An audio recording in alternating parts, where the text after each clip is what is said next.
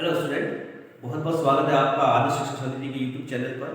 जैसा कि हमने अभी तक वीडियो नंबर 2 तक पढ़ लिया था और उसके अंतर्गत हमने रासायनिक अभिक्रिया को किस प्रकार से हम बैलेंस करेंगे या हम कंकाली रासायनिक समीकरण किसे कहते हैं इसके बारे में हमने पढ़ लिया था। आज यहाँ पर हम वीडियो लेक्चर नंबर 3 में पढ़ने वाले हैं रासायनिक समीकरण को लिखने का महत्व। कि भाई रासायनिक समीकरण हम लिख रहे हैं, ये क्यों लिख रहे हैं, है ना, इसका क्या महत्व है। तो इस महत्व के अंतर्गत हम सबसे पहली चीज पढ़ने वाले हैं द्रव्यमान संरक्षण का नियम। कि द्रव्यमान संरक्षण का नियम क्या होता है कि यदि किसी अभिक्रिया में अभिकारक और बनने वाला जो उत्पाद है, यदि इन दोनों तरफ परमाणुओं की संख्या यदि बराबर है तो उनका द्रव्यमान भी क्या होगा, सदैव बराबर होगा, है ना। कि यदि दाएं तरफ और बाएं तरफ यदि परमाणुओं की संख्या बराबर है तो उनका द्रव्यमान भी क्या हो जाएगा, बिल्कुल बराबर हो जाएगा, है ना। अब इसकी परिभाषा क्या बनती है कि किसी रासायनिक अभिक्रिया में द्रव्यमान ना तो उत्पन्न किया जा सकता है और न ही इसका विनाश किया जा सकता है। यानी कि द्रव्यमान अपरिवर्तित रहेगा किसी भी रासायनिक अभिक्रिया में, इसको बदला नहीं जा सकता है। ये द्रव्यमान डिपेंड किस पे करता है, तो ये अभिक्रिया में जो राइट हैंड साइड और लेफ्ट हैंड साइड जो तत्वों के परमाणु हैं वो बैलेंस है या नहीं। यानी कि दोनों तरफ यदि परमाणुओं की संख्या बराबर है तो हम कह सकते हैं कि इस रासायनिक अभिक्रिया में परमाणुओं की संख्या के साथ साथ इनका द्रव्यमान भी क्या रहेगा, सदैव संरक्षित रहेगा। एक छोटा सा एग्जांपल लेके देखते हैं, जैसे कि कार्बन प्लस ऑक्सीजन, इनसे क्या बनता है, तो इनसे बनती है कार्बन डाइऑक्साइड। ठीक है, ये एक रासायनिक अभिक्रिया है। यदि हम यहां पर इनके परमाणुओं की गणना करें तो हम कहेंगे कि कार्बन का कितना परमाणु है, 1 परमाणु है। ऑक्सीजन का कितना परमाणु है, 2 परमाणु है।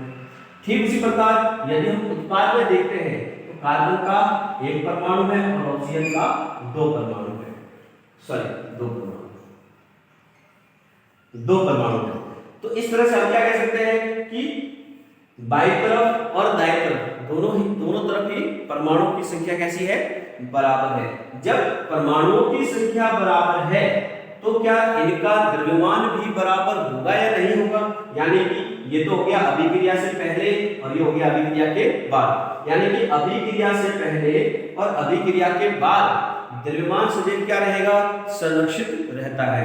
देख लेते हैं, तो कार्बन का 1 परमाणु गुणा किससे करेंगे, तो इसके परमाणु के द्रव्यमान से।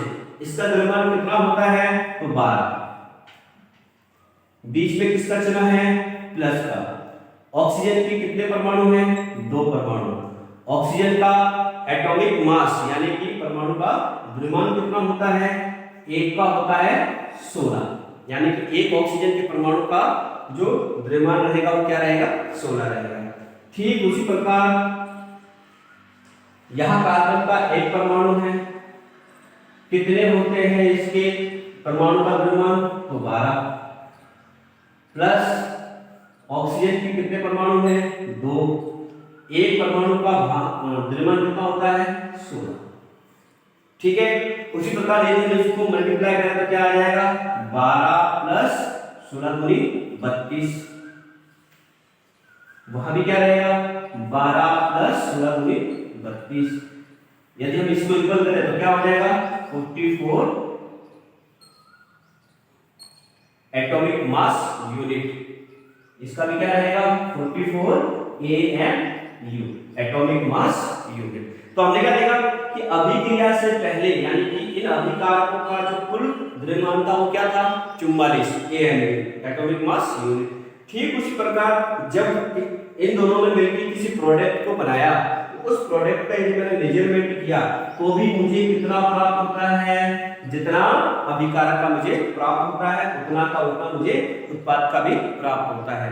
इससे क्या पता चलता है, इससे ये पता चलता है कि यदि दोनों तरफ यदि अभिक्रिया में बाईं तरफ और दाईं तरफ यदि परमाणुओं की संख्या बैलेंस है तो उनका द्रव्यमान भी कैसा होता है, बिल्कुल बराबर रहता है। यानी कि अभिक्रिया से पहले और अभिक्रिया के बाद द्रव्यमान सदैव क्या रहेगा, संरक्षित रहता है। अतः इस उदाहरण के द्वारा हम एक परिभाषा बनाते हैं जिसमें हम ये कह सकते हैं कि अभिक्रिया से पहले और अभिक्रिया के बाद द्रव्यमान ना तो उत्पन्न किया जाता है और न ही इसका विनाश किया जा सकता है। इसका केवल और केवल क्या होता है, एक रूप से दूसरे रूप में संरक्षण होता है, संरक्षित होता है। ऐसा क्यों हुआ, कारण क्या है कि द्रव्यमान में परिवर्तन क्यों नहीं हुआ है? तो द्रव्यमान में परिवर्तन नहीं होने का सबसे बड़ा कारण यह है कि इस अभिक्रिया को यदि हम गौर से देखें तो हमें इन परमाणुओं को एक बार अलग करते हैं। तो देखिए कि अभिकारक में कौन कौन से परमाणु हैं जो पार्टिसिपेट कर रहे हैं। तो देखो कार्बन है और ऑक्सीजन है, यानी कि कार्बन और ऑक्सीजन ये तो मिल रहा है। अब यदि हम उत्पाद में देखें तो उत्पाद में भी मुझे क्या प्राप्त हो रहा है, कार्बन और ऑक्सीजन, यानी कि दोनों तरफ क्या हो रहा है, तो समान परमाणु मिल रहे हैं। देखिए इधर भी क्या हो रहा है, कार्बन ऑक्सीजन, इधर भी क्या हो रहा है, कार्बन ऑक्सीजन, यानी कि इस अभिक्रिया में ना तो कोई परमाणु बाहर से अंदर आया है, देखिए बाहर से अंदर आया है, और ना ही कोई अंदर से बाहर गया है, यानी कि इनमें बाहरी परमाणुओं का कोई रोल नहीं होता है। जो भी उत्पाद बनता है, जो भी प्रोडक्ट बनता है, वो अभिकारकों के जो भी परमाणु होते हैं वे आपस में अपने बंधों को तोड़ते हैं और नए बंधों का निर्माण करते हैं। नए बंधों के निर्माण से ही क्या बनता है, उत्पाद का निर्माण होता है। ठीक है, तो हमने क्या देखा कि द्रव्यमान संरक्षण का मतलब क्या होता है, तो अभिक्रिया से पहले और अभिक्रिया के बाद द्रव्यमान सदैव क्या रहेगा, संरक्षित रहेगा। लेकिन द्रव्यमान संरक्षित रहे, द्रव्यमान बराबर रहे, इसके लिए क्या आवश्यक है, तो दोनों तरफ परमाणुओं की संख्या का बैलेंस होना आवश्यक है। यानी कि यदि बाईं तरफ परमाणुओं की संख्या और दाईं तरफ परमाणुओं की संख्या यदि बराबर है तो उनका द्रव्यमान भी कैसा रहेगा, एकदम बराबर रहेगा। चलिए आप इसको नोट करिए। नेक्स्ट हम पढ़ते हैं रासायनिक समीकरण को लिखने के चरण। देखते हैं रासायनिक समीकरण को लिखने के चरण। एक छोटा सा एग्जांपल लिया है मैंने, आयरन जल यानी कि लोहे की अभिक्रिया किससे हो रही है, पानी से हो रही है। क्या बना रहा है ये, फेरिक ऑक्साइड, यानी कि जल का निर्माण कर रहा है। और साथ में कौन सी गैस बाहर निकल रही है, हाइड्रोजन गैस बाहर निकल रही है। तो इसको संतुलित करने के लिए हमें कुछ बातों का ध्यान रखना है ना। बाकी देखो समीकरण को बैलेंस करना बहुत ही इजी है, बस एक एक परमाणुओं को देखना है। Right hand side, left hand side यदि परमाणु को आप देखते चले जाओगे तो आपको खुद ही पता चल जाएगा कि भाई कहां पर परमाणुओं को बैलेंस नहीं है। जहां पर बैलेंस नहीं है वहीं पर हमको क्या करना है, परमाणुओं की संख्या को बराबर करना है। ठीक है, तो पहले चरण में हम क्या करते हैं, पहले चरण में हम लोग जो भी परमाणु दिया हुआ है, जो भी यौगिक दिया हुआ है, इनको एक बॉक्स के अंदर बंद कर देते हैं। ये पहला चरण है।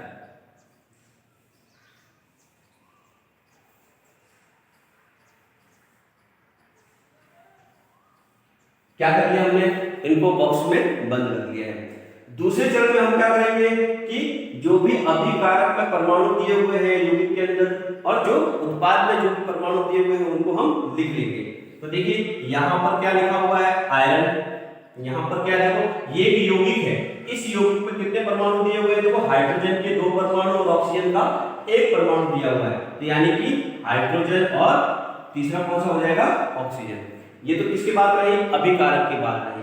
अब हम बात करते हैं वहां पर उत्पाद की, कि उत्पाद के अंदर कौन कौन से हैं। तो उत्पाद के अंदर भी आयरन है, दूसरा क्या दिया हुआ है, हाइड्रोजन, और तीसरा कौन सा दिया हुआ है, ऑक्सीजन। देखिए जो अभिकारक में हमने परमाणुओं को देखा था वो के वो परमाणु हमको कहां देखने को मिल रहे हैं, उत्पाद में देखने को मिल रहे हैं। यानी कि कुल मिलाकर क्या है कि ये जो अभिक्रिया हुई है वो इन दोनों के मध्य जो बंध थे वो टूटने और नए बंध बनने से क्या बने हैं, हमारे उत्पाद का निर्माण हुआ है। ठीक है ना।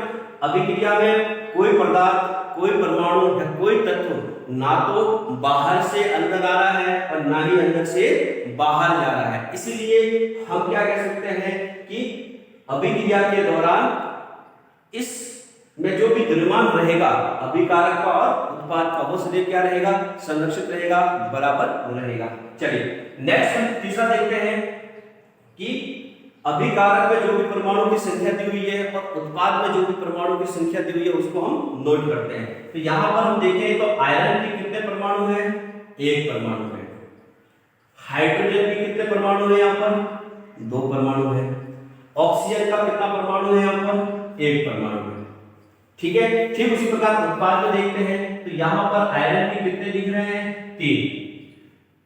हाइड्रोजन का कितना है, दो। और ऑक्सीजन का कितना है, चार। इस प्रकार से हमने अभिकारक और उत्पाद में परमाणुओं की संख्या को लिख दिया है। अब हम देखते हैं कि कहां पर, यानी कि इस यहां देखेंगे और वहां देखेंगे तो दोनों तरफ देखने पर हमें ये पता चलता है कि आयरन का एक परमाणु है, जबकि उत्पाद में कितना है, तीन परमाणु है। हाइड्रोजन के दो परमाणु हैं, जबकि उत्पाद में कितना है, दो। ऑक्सीजन का कितना है, एक, जबकि ऑक्सीजन का कितना है, चार। तो हम कह सकते हैं कि यहाँ पर केवल और केवल अभी क्या है संतुलित, तो भाई हाइड्रोजन ही संतुलित है, क्योंकि हाइड्रोजन के दोनों जगह परमाणु कैसे हैं, बराबर है। लेकिन यदि हम आयरन को देखें तो आयरन का एक परमाणु है, जबकि आयरन का वहां कितना है, तीन परमाणु है। ऑक्सीजन का एक है और यहाँ पर ऑक्सीजन के कितने हैं, चार परमाणु है। चलिए अब इसको क्या करते हैं, बैलेंस करते हैं, है ना, कि सबसे पहले किसको बैलेंस करें, है ना। अब देखो इसके अंदर दो अनबैलेंस दिया हुआ है, तो हम सबसे पहले बैलेंस किसको करें, तो सबसे पहले बैलेंस हमको उसको करना है या उस यौगिक के परमाणु को करना है जो अधिक है, क्या है, जिसमें परमाणुओं की संख्या क्या हो, अधिक है। यानी कि हम देखें जल के अंदर कितने परमाणु हैं, तीन। इसके अंदर देखो परमाणु कितने हैं, तो हम क्या कहेंगे कि सबसे पहले हम इसको ही बैलेंस करेंगे। क्यों, क्योंकि इसमें परमाणुओं की संख्या क्या है, सबसे ज्यादा है। तो इसमें बैलेंस करें किसको, तो भाई हम देखेंगे कि आयरन के तीन है और ऑक्सीजन के कितने हैं, चार। तो सबसे पहले ऑक्सीजन को ही बैलेंस कर देते हैं। तो ऑक्सीजन को बैलेंस करने के लिए मुझे पता है कि राइट हैंड साइड यानी कि उत्पाद में ऑक्सीजन के कितने परमाणु हैं, चार परमाणु हैं, जबकि अभिकारक में ऑक्सीजन के कितने परमाणु हैं, एक परमाणु है। तो यहां मुझे कितने करने होंगे, जितने उत्पाद में है, यानी कि इधर चार है तो मुझे यहां भी कितने करने पड़ेंगे, चार परमाणु करने पड़ेंगे। तो क्या कर सकता हूं मैं, इंटू 4, यानी कि मुझे क्या करना पड़ेगा, इस ऑक्सीजन के आगे, यानी पता है ना कि हम जो भी परमाणु की संख्या को बैलेंस करते हैं तो संख्या को सदैव यौगिक के आगे ही लिखा जाता है। तो मैं क्या करूंगा, तो यहां पर जो मैंने ऑक्सीजन को बैलेंस किया है तो यहां नहीं लिखूंगा, नहीं ये गलत हो जाएगा। कहां करना पड़ेगा मुझे, यहां पर करना पड़ेगा, यौगिक के आगे ही लिखना पड़ेगा। तो इस प्रकार से जो ऑक्सीजन है वो कितने हो जाती है, चार हो जाती है। ठीक है ना। चलिए अब यहां पर हम देखें दूसरा जो परमाणु लेते हैं वो है आयरन। कौन सा है, आयरन। यहां पर आयरन के कितने परमाणु हैं, तीन परमाणु हैं, जबकि इधर कितने परमाणु हैं, एक परमाणु है। तो इधर भी मुझे क्या करने पड़ेंगे, तीन करने पड़ेंगे, है ना। तो देखिए तीन कर दिया तो क्या करूंगा, तीन को इसकी आगे लगा दूंगा। इस प्रकार से क्या हो गया, 3Fe हो जाएगा। चलिए अब हम यह बात करते हैं हाइड्रोजन की। अगर हम यहाँ पर ध्यान से देखें तो देखो इसको जब नहीं लगाया था तो हाइड्रोजन के कितने परमाणु थे, यहाँ पर दो परमाणु थे। लेकिन जैसे ही मैंने ऑक्सीजन को बैलेंस किया, ऑक्सीजन तो चार हो गया, लेकिन यहां पर हाइड्रोजन अनबैलेंस हो गया। देखिए हाइड्रोजन क्या हो गया, अनबैलेंस। हाइड्रोजन के दो परमाणु किससे मल्टीप्लाई करेंगे, इस चार से मल्टीप्लाई करेंगे, तो यहां पर कितने हो जाते हैं, 8 हो जाते हैं। कितने हो जाते हैं यहाँ पर, 8। जबकि हम वहां देखें तो वहां हाइड्रोजन के कितने परमाणु हैं, अभी भी दो परमाणु है। तो वहां मुझे 8 करने के लिए किससे मल्टीप्लाई करना होगा, 4 से मल्टीप्लाई करना होगा। तो मैं क्या करता हूं, इसके आगे 4 लिख देता हूं, ये 4 लिख दिया। ठीक है। अब हम क्या करते हैं, एक बार सभी परमाणुओं की गणना करते हैं या काउंट करते हैं। देखिए यहां पर आयरन के कितने परमाणु हो गए, 3 परमाणु हो गए। यहां पर हाइड्रोजन के कितने हो जाते हैं, 8। ऑक्सीजन कितना हो गया है 4, है ना, ऑक्सीजन कितना हो गया है 4। ठीक उसी प्रकार वहां देखते हैं तो देखिए आयरन कितना है यहाँ पर 3, ऑक्सीजन कितना है 4 और हाइड्रोजन कितना हो गया है 8। इस प्रकार से हमने क्या देखा कि लेफ्ट हैंड साइड और राइट हैंड साइड जो भी परमाणु थे उनकी संख्या हमने बराबर कर दी है। इस प्रकार से हमको सभी रासायनिक समीकरणों को बैलेंस करना होगा। ठीक है, नेक्स्ट हम वीडियो लेक्चर के अंतर्गत जो हमारी रासायनिक अभिक्रिया है उनके बारे में हम विस्तार से पढ़ने वाले हैं।